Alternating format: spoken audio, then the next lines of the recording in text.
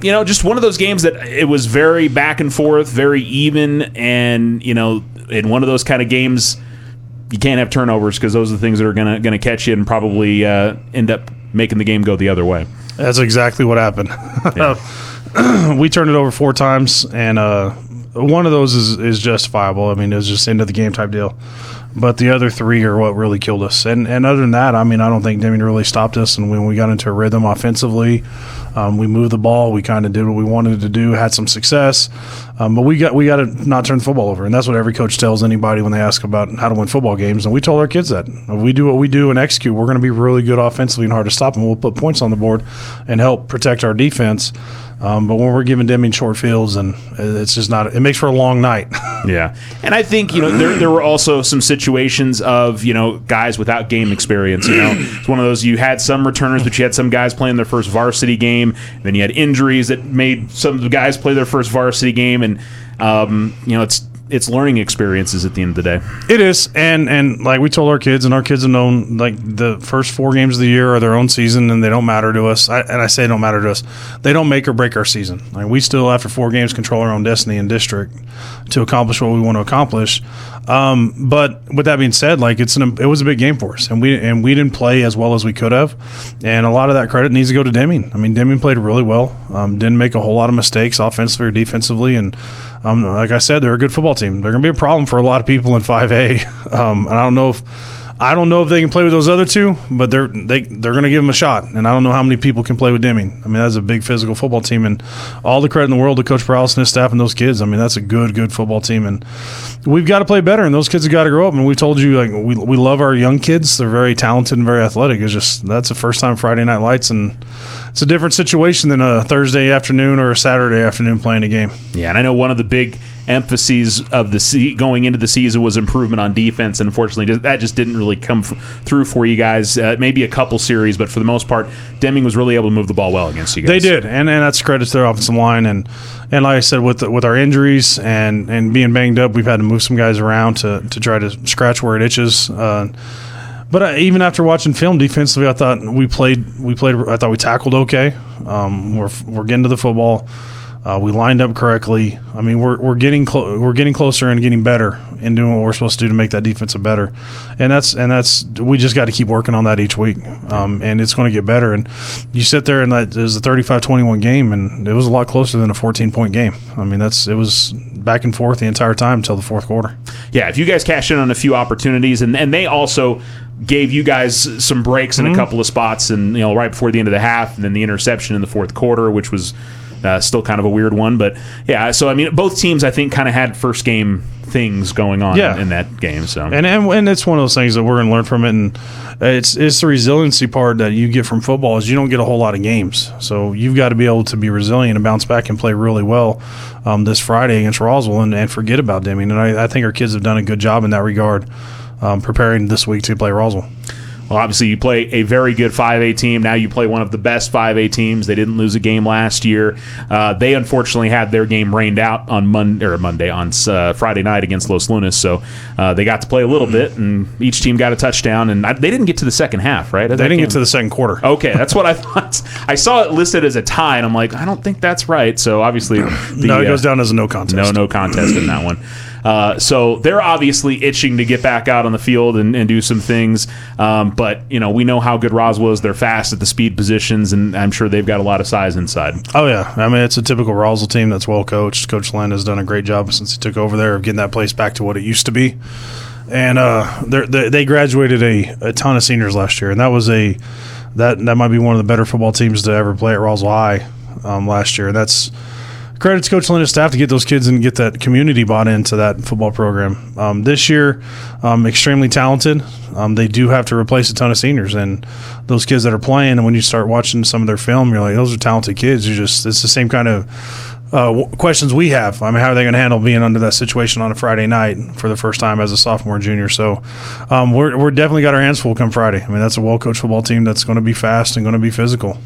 And, I would say one positive thing for your defense is they're going to want to be fast with what they do offensively. You guys, I'm sure, practice the same way. Is that something you think that'll help you out a little bit when it comes Friday? It will. I mean, whenever we want to go real fast in practice, we do that against our defense. And Our defense has to learn real fast that there's no stopping. We're going to push the tempo on you, and they get used to it. So I've been in programs where we didn't practice tempo offensively, and we kind of huddled all the time. And when we played teams like Roswell in 2018, 2019, it became a problem when they wanted to go real fast on us because our kids weren't used to it. Defensively, we're going to be just fine because they see that just about every other day in practice where we'll push the tempo on them and go as fast as we possibly can. And for you guys offensively, obviously a lot of positive things. In fact, that you move the ball as well. How do you get kids right in the how do you get kids back in the right mind space after you've had a few turnovers the week before? Just have to try to forget it and move forward? You do. I mean, and you talk to them, and that's the credit to our kids is they're resilient and they own stuff. Like those kids were talking to me after the game on Friday and wanting to know what they did wrong, what do they got to get better at. I mean, and it shows that our kids care. And they care about not only winning and losing, but they care about their teammates, and they care about performing well to support their teammates. And that means a lot to me. That means more than winning and losing is how much our kids care about each other and want to do their absolute best for each other. And I absolutely love that fact. So talking to the kids and telling them real situations. I told one of our kids, I fumbled twice in a playoff game, man. Well, you fumbled in week 1. Imagine doing it in a quarterfinals. That's a lot bigger deal there, dude. And I said, you just got to learn how to bounce back and let some stuff go. And it's with the group we have and the coaches we have, I think we're going to be fine. I think our kids have had a good week and bouncing back and understanding those things. And I know they're itching to get a chance to kind of go out there and, I don't want to say redeem themselves, but just play better. Yeah, and we've obviously talked about the injuries. You're getting some guys back this week. Unfortunately, you've lost some other guys, so it's just going to kind of be, whoever can suit up and go play sort of situation. It is. When you guys banged up and missing, and it happens again on Friday, and then you get them back, and you get excited, and then another injury comes down, and that's just kind of the nature of the beast. And that's kind of what we tell our kids is we're just going to roll with what we got. And we don't make excuses about it. And the next guy's got to step up and be able to play. And we ended up throwing 3 JV offensive linemen in there last Friday, and all 3 played really well. I mean, that's a credit to them and their development and taking what they're doing seriously. Is when they got their number called on Friday, they had to go in there and respond and play really fast. And 2 of those kids weren't expecting to play. And had to play almost the entire game, so that's a huge deal, and we had success offensively. That's exciting for us, knowing that we have some depth there. If we do get an injury, we got 3 other guys that can go in there and fill those spots, and exciting for us for next year, knowing that we got 3 guys that are going to be back next year to help fill some of these graduating seniors. So, like I said, it's one game at a time type deal, and we're focused on Roswell, and we've got to get better, and we got to play well and have a good taste in our mouth when we leave that place. Yeah, should mention those JV kids go and play Capitan tomorrow, hopefully, as long as the weather holds out for that situation. But it's going to be an interesting week through this entire state dealing with that weather. Yeah, I think everybody's been looking at that. But it is also New Mexico, and with the monsoon, it can be 60% chance of rain, and it'll be perfectly sunshiny. So I know that's the crazy part. I said when we were talking about moving the game to Saturday, I said if it doesn't rain a drop, we're going to get hammered for this call, buddy. Yeah. I mean, I think that you have to at least try on Friday because I mean it could be just fine. And of course, what I've said is I'm trying to throw the jinx the other way. I'm just going to keep talking about it as much as possible and see if I can be like the weatherman who really forecasted that crazy storm that was going to come in, and it didn't happen. So that's my goal for the next few days. I told Coach Linden today, I said, when he called me, we were talking about maybe moving the game, I said, well, man, we'll sit there and wait as long as possible. If we get lightning out, we get lightning out. We've already played a game. We're good.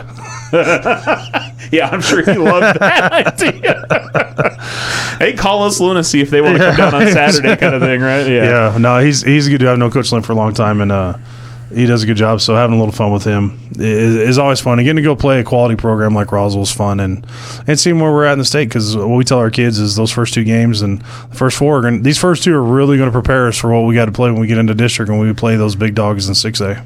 Oh, absolutely, and I think I think Piedra Vista showed they're pretty solid this year with their opening week victory, and we'll see where Albuquerque High is obviously next week. But it's a tough non-district schedule. It's just as you guys have had the last few years. You've played some good teams in that run up to district. Yeah, and it's benefited us. That's the goal, is to make sure we're playing our best at the end of the year, especially going to the playoffs. And Roswell's going to give us that opportunity. I mean, we're going to get a wake-up call, go over there. They're going to punch us in the mouth, and that's what Deming did to us, and we'll see how we respond.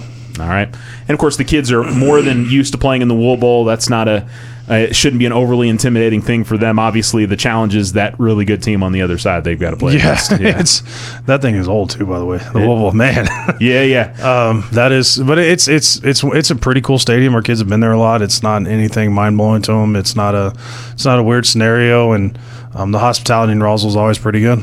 Yeah, absolutely. Well, Coach, good luck on Friday. We'll cross our fingers, toes, everything that we're able to. And whatever you do, just keep speaking all this stuff into existence, buddy. I will do whatever I can. So, like I said, usually if I don't talk about it, it ends up happening. So I'm going to just keep talking about it and see what happens. Good luck, Coach. Appreciate you, man. Go Tigers.